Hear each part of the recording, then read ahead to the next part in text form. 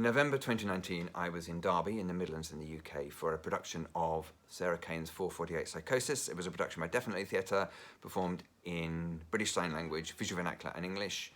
And I had designed it a couple of years before. This was a revival, and I was there as it was the first leg of a tour. Now, Derby Theatre is part of a shopping centre. The main theatre entrance is actually inside the shopping centre, but the studio theatre, which is where we were, is accessed from the car park. Now, as we were working, we were told that there was a flood, and the water was actually rising. The flood was below ground level. It was really in the lower part of the car park, but there was a danger that water would reach an electrical substation. And so the whole thing was treated as a big emergency, and the shopping centre had to be evacuated. And of course, our first performance that evening was cancelled. However, we were told we could stay on and work. The danger was, worst case scenario was still a few hours off. So the plan was we would continue with our setup in the hope of being able to do a matinee the next day.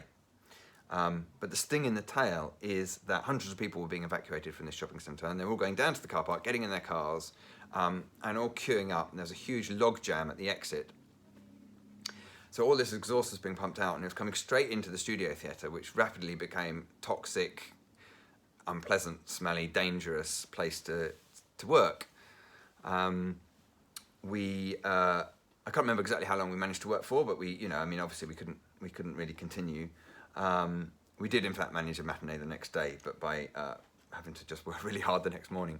But the point really is how this exemplifies the kind of vicious cycle of climate change and then a human reaction that makes things worse.